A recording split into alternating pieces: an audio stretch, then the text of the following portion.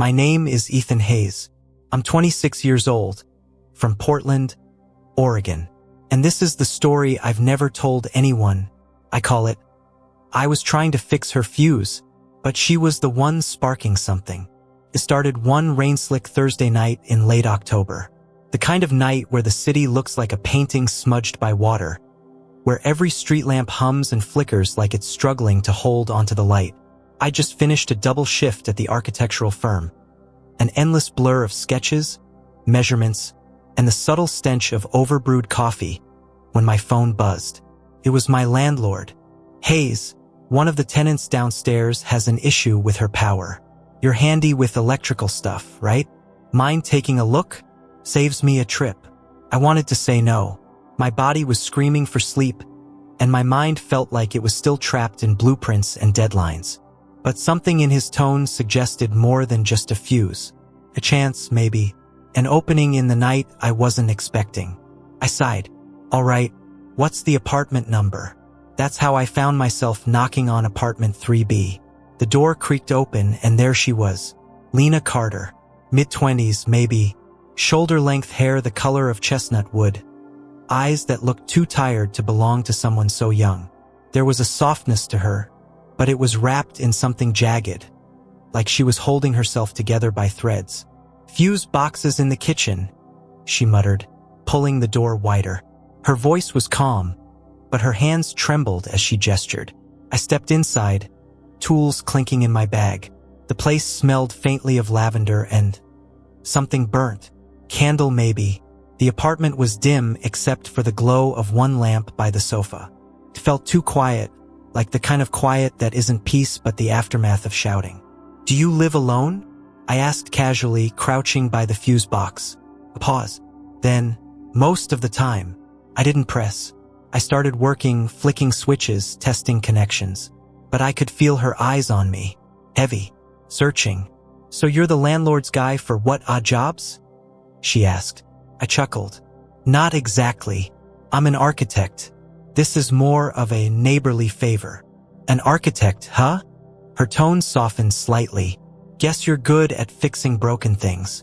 I turned my head toward her then, and for a moment our eyes locked. Her words felt heavier than casual small talk, almost like a confession. I smiled faintly, trying to mask the spark in my chest. Sometimes, but broken things don't always want to be fixed. When I finished, the lights flickered back to life. The room brightened, and in that instant, I saw the truth more clearly. A bruise at the edge of her collarbone, barely hidden by her sweater. My gut tightened. She noticed me noticing, quickly pulled the fabric higher, looked away. Thank you, she stammered. You really saved me. Something about the way she said it didn't sound like she was just talking about electricity. Over the next week, I couldn't shake Lena from my mind. Her quiet voice, the shadows behind her eyes, the bruise. Then, by coincidence or fate, I kept running into her in the building.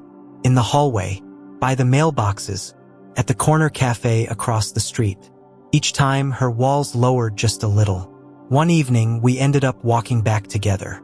She carried a bag of groceries, and I offered to help. She hesitated before handing them over. Inside her apartment, she poured 2 glasses of wine, like it was the most natural thing in the world. Don't get the wrong idea, she said. I don't usually invite people in. Just, you seem safe. Safe. A strange word, but one that settled in my chest with both warmth and responsibility. We sat on the couch, talked about music, movies, work. She laughed once, soft, hesitant, like her voice wasn't used to the sound. But just as the night felt like it might turn into something light, something alive, her phone buzzed. She froze. The color drained from her face. Sorry, I need you to go. Her voice was sharp, urgent. I stood slowly, confused. Lena, are you? Please, just go. Her eyes begged me, even as her tone tried to push me away. I left, but my mind burned with questions. Who was on the other end of that phone? Why did her whole body react like a prisoner hearing the guard's footsteps? The answer came 3 nights later. I was heading out when I saw him, a tall man standing outside 3B, pounding on the door. his knuckles red, his voice a low, furious growl. "Open the damn door, Lena!" I froze halfway down the hall. My instincts screamed at me to walk away. This wasn't my fight. But then I heard it, the faint sound of muffled crying behind the door. Before I knew it, I was striding over. "Hey!" I said firmly. "You need to calm down." He turned to me, eyes wild, jaw clenched. "Who the hell are you?" "Her neighbor." I squared my shoulders. "Back off." For a second, I thought he'd swing. But instead, he sneered, muttered something under his breath, and stormed down the hall. I exhaled only when he was gone. Then I knocked gently. The door cracked open. Lena's face was pale, eyes red from crying. "Ethan," she whispered, "you shouldn't have done that. You don't know what he's capable of." Her voice shook with both fear and something else, something like guilt. I wanted to reach out to promise her safety. But before I could speak, she said something that chilled me. "You don't understand. If you get too close, he's not the only one you should be afraid of." I didn't sleep that night. My mind replayed her words over and over, tangled with the image of her bruises, her fear, her warning. What did she mean? Who else was I supposed to be afraid of? And yet, despite the danger, despite the darkness that seemed to cling to her, one truth burned through me. Couldn't walk away, because she wasn't just a tenant with a broken fuse. She was the one sparking something in me I couldn't ignore. After that night, I tried to keep my distance. I told myself it wasn't my business, that whatever Lena was tangled in was bigger than me. But every time I passed her door, I heard echoes, her voice, her warning, her tears. And one evening, I found myself knocking again. When she opened the door, she looked different. Tired, yes, but softer somehow, like she'd been waiting for me. "Ethan," she whispered, her lips curled into the faintest smile. "You're stubborn, you know that?" "Maybe," I said, "or maybe I just don't like leaving people in the dark." She hesitated, then stepped aside, letting me in. Inside, the air was tense, but not hostile. A candle flickered on the table, casting shadows against the walls. She poured tea this time, not wine. Her hands shook as she placed the cup in front of me. "You shouldn't have interfered the other night," she said softly. "I couldn't just watch him." Her eyes met mine, sharp and tired all at once. "That man, his name's Ryan. He was someone I loved once. Someone my family thought I should stay with." Her words landed like stones. "Your family?" She nodded. "My father runs a business with him. Real estate, money ties, and Ryan, he's got his claws in deep.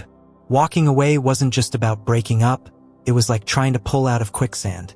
My dad, he told me to make it work, to stop embarrassing the family." Her voice broke on the last word. I clenched my fists beneath the table. "So they know what he's doing to you? And they'd rather pretend not to see. It's easier, cleaner." Her silence after that was heavy. Over the next few weeks, we grew closer in stolen moments. She let me in slowly, carefully. She laughed more.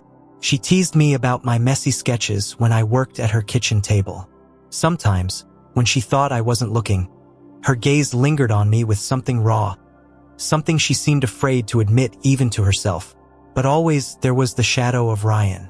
The phone calls, the knocks on her door, the way her body stiffened whenever she thought she heard footsteps in the hall. One evening, I walked her home from the cafe. The rain was falling hard, pooling in the cracks of the sidewalk. She slipped her arm through mine, and for a moment, it felt normal, like we were just two people finding warmth in the cold. We stopped outside her door. She looked at me, her eyes glistening from the rain, or maybe from tears. "Ethan," she whispered, "you make me feel like I'm allowed to breathe again." The words were barely out of her mouth before she kissed me. Soft, desperate, trembling. And I kissed her back, my heart thundering with something I couldn't name.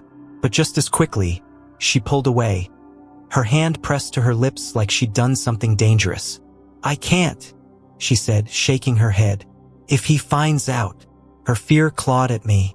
I wanted to tell her I'd protect her, that we'd find a way out. But the truth was, I didn't know if I could. The breaking point came one night at 2 a.m. Pounding on my door jolted me awake. When I opened it, Lena stood there, barefoot, her sweater half falling off her shoulder, eyes wide with panic. "He's here," she gasped. "Ryan, he's inside my apartment." Without thinking, I grabbed my jacket and followed her. We rushed into 3B, and sure enough, Ryan was there, sitting on her couch like he owned it, a bottle of whiskey in his hand, his eyes bloodshot and furious. Well, he slurred when he saw me. "The good neighbor, the little handyman. Get out," I said, my voice shaking with both anger and fear.